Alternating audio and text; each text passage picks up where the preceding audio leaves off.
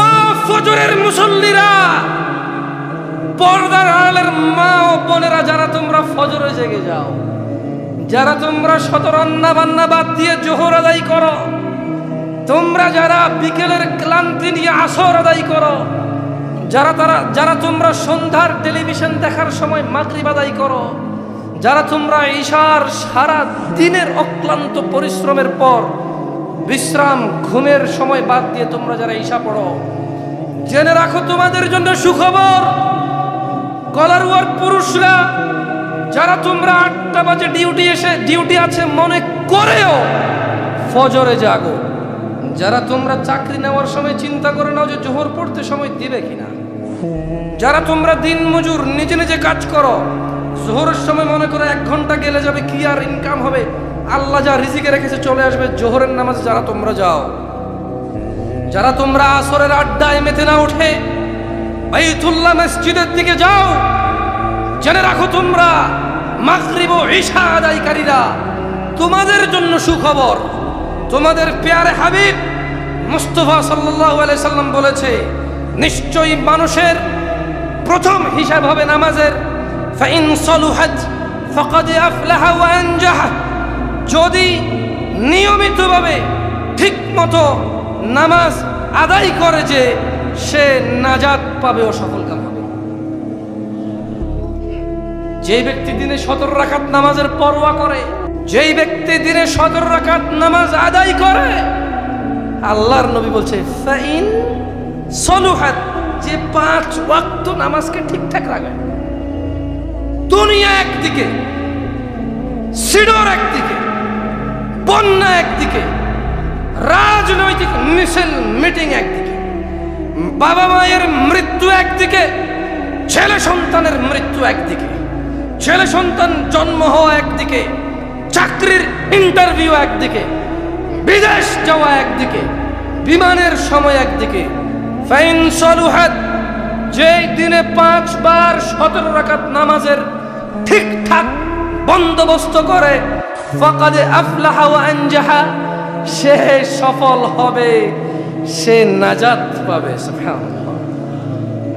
Wine ফাসাদাত, আর যে নামাজ নষ্ট করে, যে রাত 2টায় ঘুমায়, মোবাইল দেখে, 12টায় ঘুমায়, ক্লান্ত হয়ে ফজরে ওঠে না, জোহরে কাজ, আসরে ক্লান্তি, মাগরিবে আড্ডা, ঈশায় আবার কাজ, যে 5 ওয়াক্ত 17 রাকাত নামাজ নষ্ট করে, যুবক বৃদ্ধ, মহিলা পুরুষ এবং কি হিজল তমাল, তার প্রতিও সালাত ফরজ, তার প্রতিও ঈমান ফরজ, তার প্রতিও সামর্থ্যবান হলে যাকাত ফরজ।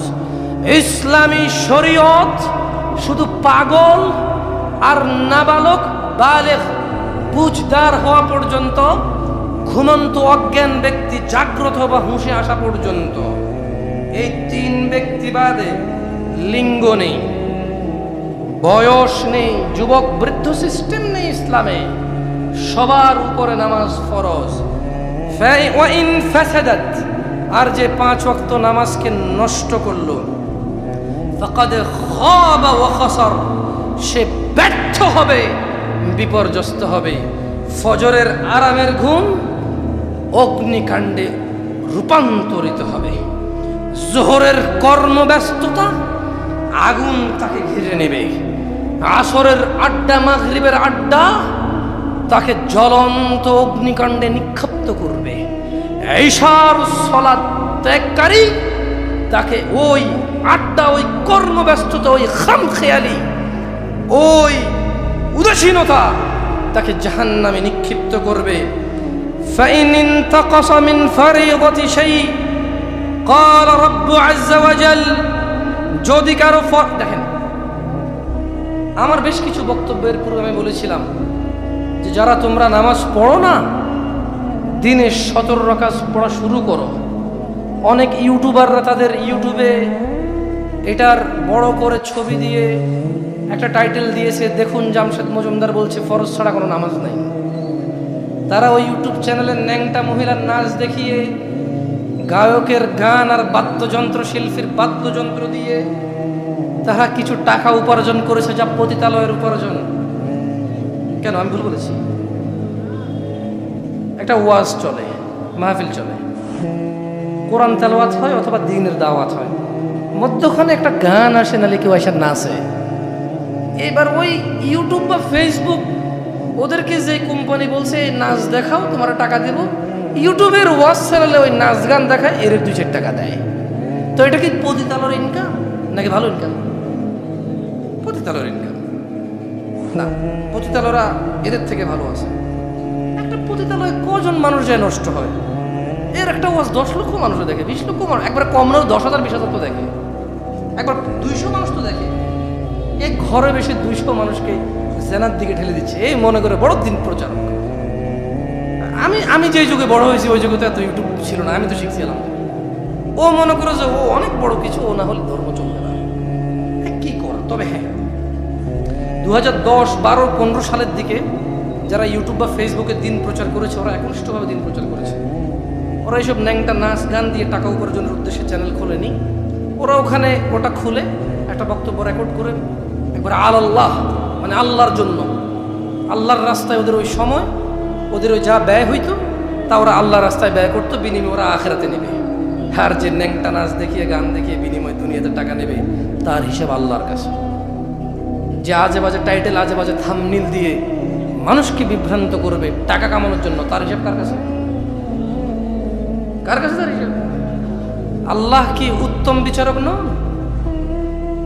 আল্লাহ উত্তম বিচারক। যাই হোক, কলারোয়ার মানুষ, বড় চিন্তায় ছিলাম কি বিষয়ে এখানে লেকচার করব। পরে দেখতে পেলাম যে মাশাআল্লাহ এইদিকে শিরিক বিদাত নেই। মাশাআল্লাহ, বড় খুশি হলাম জেনে। তবে কলারোয়াবাসী জেনে রাখো, খালি মাজারে সিজদাদের শিরিক হয় তা না, খালি মাজারে সিজদাদের শিরিক হয় তা না, খালি আল্লাহ ব্যতীত অন্য কারো কাছে ছেলে সন্তান চাইলে শিরিক হয় তা না, নামাজ ত্যাগ করো এক ধরনের শিরিক। আমি আসবো সেই কথায় ইনশাআল্লাহ, আল্লাহ যদি আমাকে তৌফিক দাও, মা তৌফিকি ইল্লা বিল্লাহ। আমরা কারা কারা আল্লাহর বান্দা, প্রিয় বান্দা হতে চাই? প্রিয় বান্দা হতে চাই? হাত নামান, কষ্ট করা দরকার নেই, আরাম করে বসছেন, শীতের মধ্যে দরকার আছে। আচ্ছা, আসলে এগুলো কথার আন্দাজ, কারা কারা হতে চান কি ঠিক না চলে আসে মুখে। কি করবো বলেন, এই দেশে প্রায় 8 বছর হয়ে গেছে, তো নিজের ভিতরে অভ্যাস ঢুকতেছে। আগে এরকম ছিল না, খালি বলে চলে যেতাম, কে ঠিক কে ঠিক বলতাম। নিজের ভিতরে আল্লাহ আশ্রয় দিক আমাকে, আমিন। জেনে রাখো কলারোয়াবাসী, পুরুষ ও মহিলা, যুবক ও বৃদ্ধ, যুবতী ও বৃদ্ধা, আল্লাহ সুবহানাহু ওয়া তাআলার অত্যন্ত প্রিয় হওয়ার সবচাইতে সহজ, যার জন্য অর্থ লাগে না, সম্পদ লাগে না, বছরের পর বছর অপেক্ষা করা লাগে না, 10 কিলোমিটার 20 কিলোমিটার হেঁটে যাওয়া লাগে না, 1 ঘন্টা সময় ব্যয় করতে হয় না, সব চাইতে সহজ ও সব চাইতে উন্নত, সব চাইতে উত্তম মাধ্যম হচ্ছে সালাহ, নামাজ। আন আব্দুল্লাহ ইবনে মাসউদ قال, আব্দুল্লাহ ইবনে মাসউদ রাদিয়াল্লাহু আনহু قال, তিনি বলেছেন, সাআলতু নবী সাল্লাল্লাহু আলাইহি ওয়াসাল্লাম, আল্লাহর নবী সাল্লাল্লাহু আলাইহি ওয়াসাল্লামকে জিজ্ঞেস করলাম, আইয়ুল আমালি আহাব্বু ইলাল্লাহ, ইয়া রাসূলুল্লাহ, কোন কাজটি আল্লাহর কাছে সবচাইতে উত্তম? قال, আল্লাহর নবী সাল্লাল্লাহু আলাইহি ওয়াসাল্লাম বললেন, আস-সালাতু আলা ওয়াক্তিহা। ও আব্দুল্লাহ ইবনে মাসউদ, আল্লাহর কাছে সবচাইতে প্রিয় কাজ, প্রিয় আমল হচ্ছে তুমি ওয়াক্ত মতো নামাজ পড়বে। আমরা কি ওয়াক্ত মতো নামাজ পড়ি? আল্লাহ আমাদেরকে পড়ার তৌফিক দান করুন। এখানে কি এমন কেউ আছে যার গুনাহ নাই? এখানে কি আমরা এমন কেউ এটা বলতে সক্ষম যে আমাদের গুনাহ নেই? আমরা পুত পবিত্র, আমরা অন্যায় মুক্ত, আমাদের মধ্যে কেউ নেই। জেনে রাখো কলারুয়াবাসী, তোমার আমার গুনাহের কাফফারার জন্য সালাত সবচাইতে সহজ ও উন্নত মাধ্যম। আন আবি হুরায়রা রাদিয়াল্লাহু আনহু, আবু হুরায়রা রাদিয়াল্লাহু আনহু থেকে বর্ণিত, আন্নাহু সামিআ রাসূলুল্লাহ সাল্লাল্লাহু আলাইহি ওয়াসাল্লাম ইয়াকুল, তিনি আল্লাহর রাসূল সাল্লাল্লাহু আলাইহি ওয়াসাল্লাম থেকে বলতে শুনেছেন, আরাআইতুম লাউ আন্না নাহরান বিবাবি আহাদিকুম ইয়াগতাসিলু ফীহি কুল্লা ইয়াওমিন খামসা মা তাকুলু যালিকা ইউবকি মিন দারানিহি قالوا لا يبقي من درنه شيئا قال فذلك مثل الصلوات الخمس يمحو الله به الخطايا। আবু হুরায়রা রাদিয়াল্লাহু আনহু থেকে বর্ণিত, তিনি বলেন রাসূল সাল্লাল্লাহু আলাইহি সাল্লাম থেকে তিনি বলতে শুনেছেন, বলো তো, যদি তোমাদের কারো বাড়ির সামনে দিয়ে একটি নদী থাকে আর সে তাতে প্রতিদিন 5 বার গোসল করে, তাহলে কি তার গায়ে কোনো ময়লা থাকবে?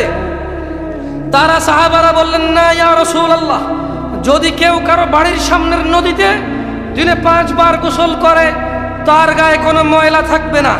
রাসূল সাল্লাল্লাহু আলাইহি সাল্লাম বললেন, 5 ওয়াক্ত নামাজের উদাহরণ হচ্ছে ঠিক ওই রকম, যদি কেউ দিনে 5 ওয়াক্ত নামাজ পড়ে তার গুনাহ সমূহ মিটিয়ে দেয় 5 ওয়াক্ত নামাজ।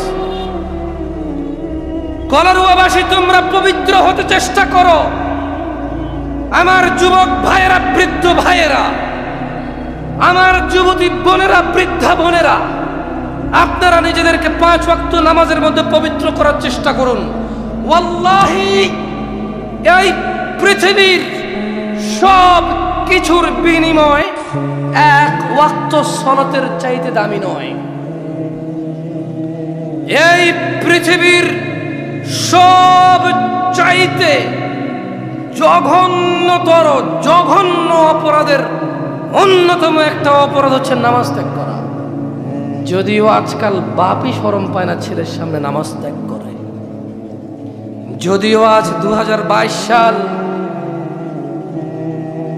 সেই 1400-1450 বছর পার হয়ে এসে মুসলমানদের সমাজের সামাজিকতা এমন একটা রূপ নিয়েছে যে মেয়ের জামাই শ্বশুরের সামনে পা দিয়ে বসতে শরম পায়, লজ্জা বোধ করে।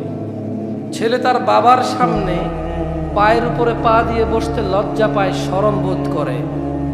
বাবাও শরম পায় না, ছেলেও শরম পায় না, খালি নামাজ ছেড়ে দিলে। অথচ পৃথিবীর জঘন্যতম অপরাধ ঈমান আনার পর দ্বিতীয় রকমের সলাহ, যার কোনো পরোয়াই আমাদের মুসলিম সমাজে এখন আমরা দেখতে পাই না। অথচ এই দেশের মানুষ আমরা সম্মান পাওয়ার জন্য, মর্যাদা পাওয়ার জন্য মারহাবা মারহাবা, আমার অমুক ভাই এই মসজিদে 10 ব্যাগ সিমেন্ট দিয়েছে, মারহাবা সবাই সুবহানাল্লাহ, মর্যাদা বৃদ্ধির জন্য কত কিছু করে। স্কুল, মাদ্রাসা, কল কারখানা, রাস্তা, পুল, কালভার্ট, নিজের চরিত্রটাকে ভালো রাখার জন্য 30 বছর যুবক বিয়ে করেনি এখনো, কিন্তু কোনো অবৈধ কাজও সে লিপ্ত হয়নি। মাশাআল্লাহ। কেন? তার ইজ্জত তার কাছে, তার মান সম্মান তার কাছে অনেক বড়, সেটা অনুভব করে, এবং এলাকায় তার ভালো সুনাম আছে যে না, সে কোনো মহিলা কেলেঙ্কারিতে নেই।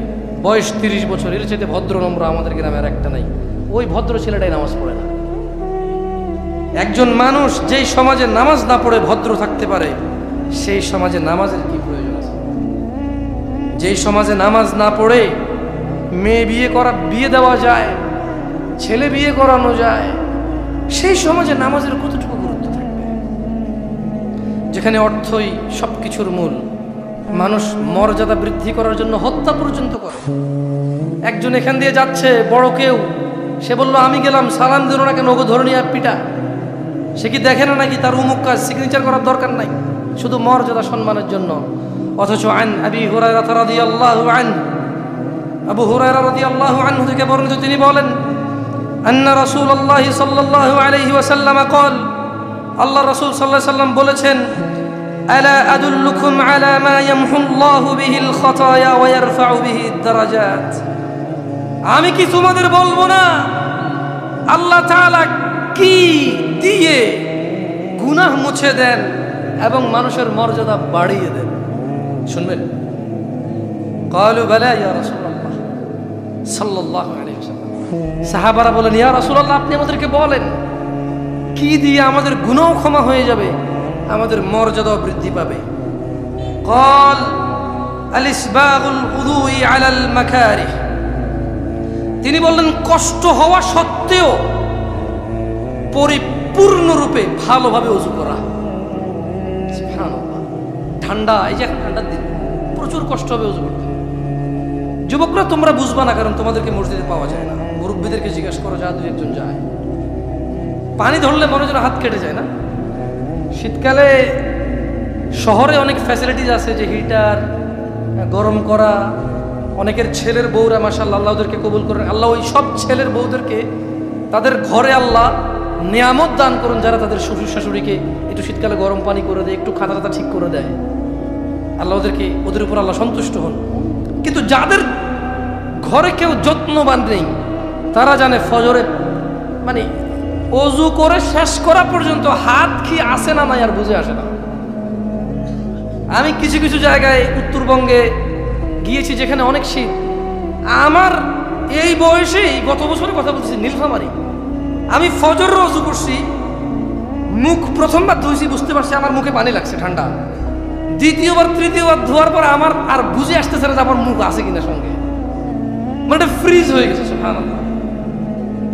তো আল্লাহ নবী সাল্লাল্লাহু আলাইহি সাল্লাম তাই বলছেন যে আমি কি তোমাদেরকে এমন কথা বলবো, এমন কিছু ইনফরমেশন দিব যেটা তোমাদের গুনাহ ক্ষমা করবে ও মর্যাদা বৃদ্ধি করবে। সাহাবারা বলল, হ্যাঁ ইয়া রাসূলুল্লাহ। তিনি বললেন সাল্লাল্লাহু আলাইহি সাল্লাম, কষ্ট হওয়া সত্ত্বেও সুন্দর করে কি করা?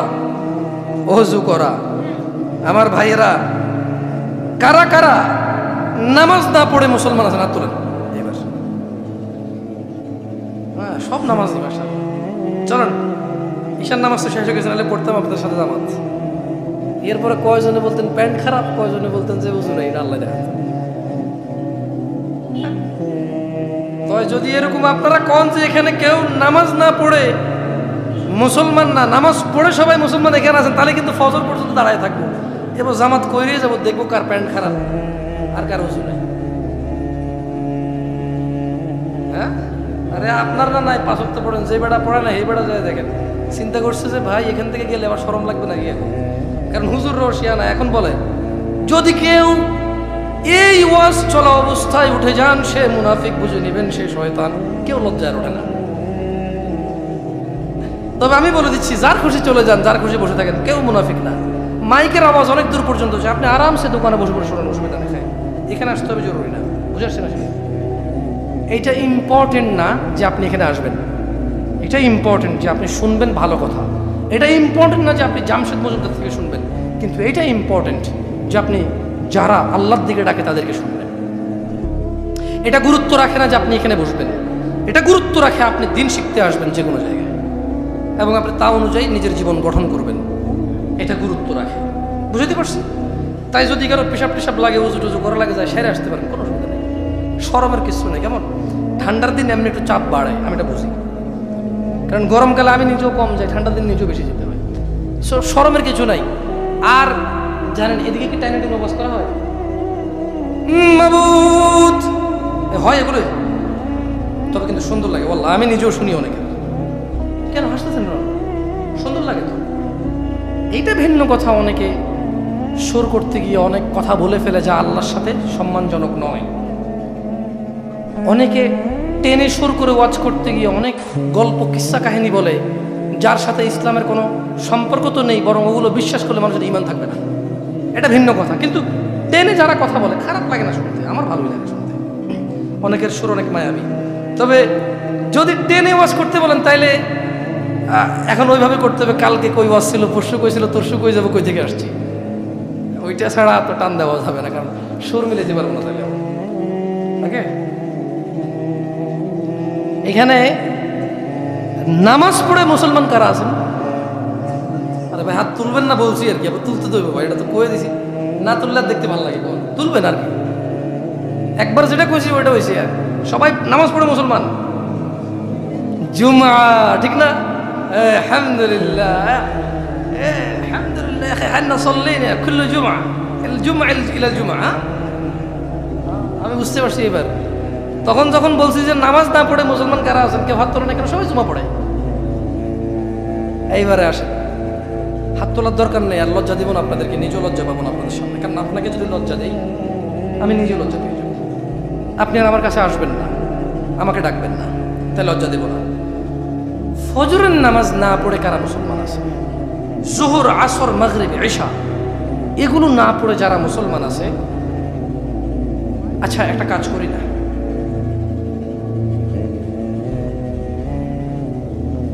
আপনারা কি নিজের মতে মানে নিজে নিজেকে মুসলমান বলতে চান, নাকি মুহাম্মদ সাল্লাল্লাহু আলাইহি সাল্লাম যাকে মুসলমান বলছে ওই মুসলমান হতে চান? কোনটা বুঝেন? নেই মানে একটা অপশন হচ্ছে আপনি বললেন যে আমি মুসলমান, এইবারে মুসলমানের মানে কি, মুসলমানিত্ব কি জানার দরকার নাকি তো আমি মুসলমান। একটা হচ্ছে এইটা, আরেকটা হচ্ছে যে আমি মুসলমান ওইভাবে যেভাবে আল্লাহ নবী সাল্লাল্লাহু আলাইহি সাল্লাম বলছে। কোনভাবে মুসলমান হতে চান? এদিকে আপনারা কোনভাবে মুসলমান হতে চান? তাহলে আসেন, আল্লাহ নবী কিভাবে কাদেরকে মুসলমান বলছে শুনবেন। তবে আল্লাহ সাক্ষী, আপনাদেরকে কাফের বলতে আসেনি। আল্লাহ সাক্ষী, আপনাদেরকে কাফের বলতে আসে নাই, শুধু আল্লাহর নবীর কথা আপনাদেরকে শোনাইতে আসছি। আমার দৃঢ় বিশ্বাস যে আপনারা যদি মুহাম্মদ সাল্লাল্লাহু আলাইহি সাল্লামের পক্ষ থেকে কে মুসলমান কে মুসলমান না এটা যদি ক্লিয়ার হয়ে যান, ইনশাআল্লাহ আপনারা যেমনটা আমার নবীকে ভালোবাসেন সাল্লাল্লাহু আলাইহি সাল্লাম, ওনার অনুযায়ী মুসলমান হওয়ার চেষ্টা করবেন, আমার দৃঢ় বিশ্বাস ইনশাআল্লাহ। عن ساعد بن المسيب رضي الله عنه, সাঈদ ইবনুল মুসাইয়িব রাদিয়াল্লাহু আনহু থেকে বর্ণিত, তিনি বলেন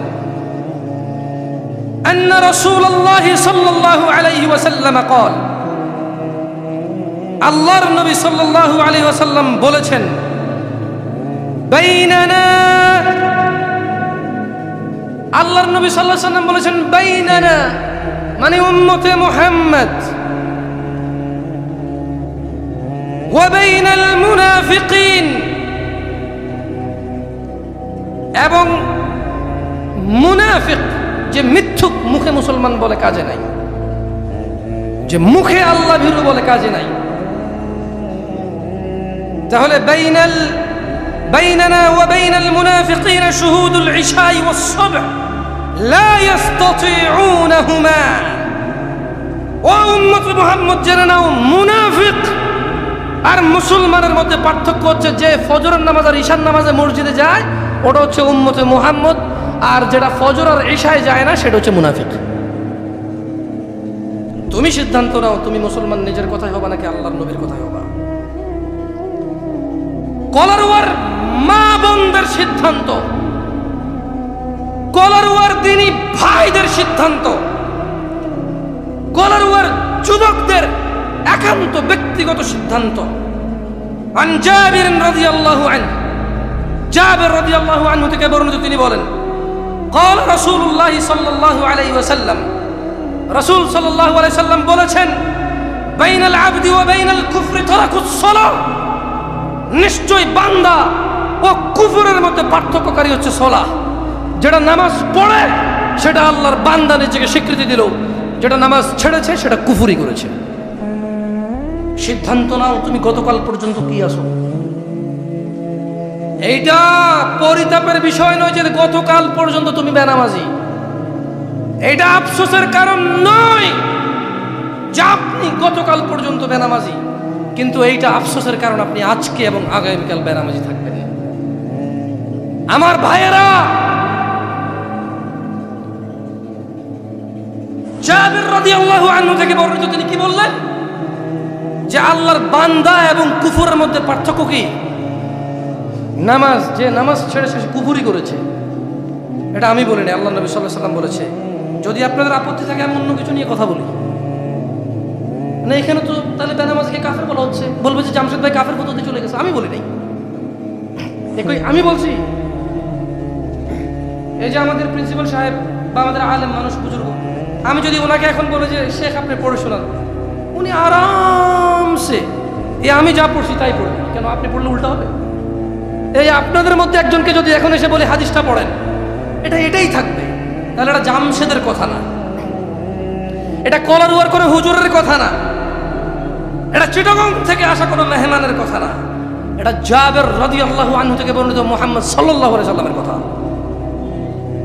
আমি কি বুঝাইতে পেরেছি আপনাদেরকে?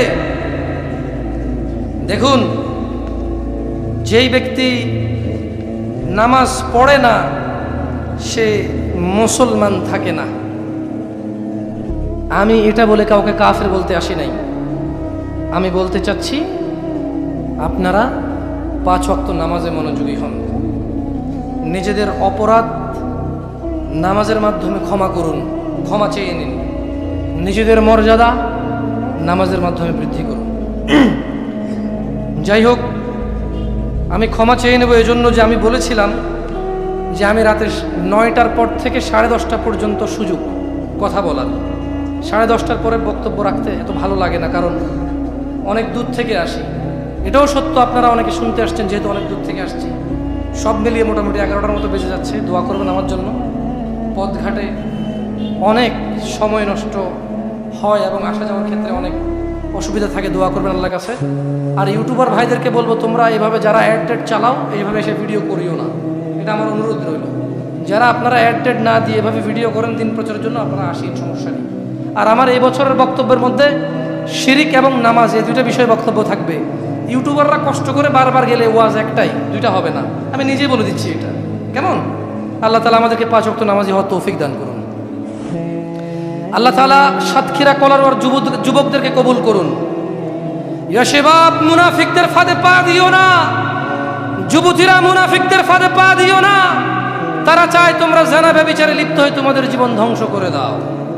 তারা চায় তোমরা গান বাজনায় মত্ত হয়ে তোমাদের জীবন ধ্বংসের দিকে নিয়ে যাও। তারা চায় তোমরা উদাসীনতায় মগ্ন হয়ে তোমাদের আখিরাতকে ধ্বংস করে তোমাদের দুনিয়াকে প্রাধান্য দাও। তোমরা ভয় করো রবকে, ভালোবাসো সেই রবকে যিনি জান্নাত এবং জাহান্নামের মালিক।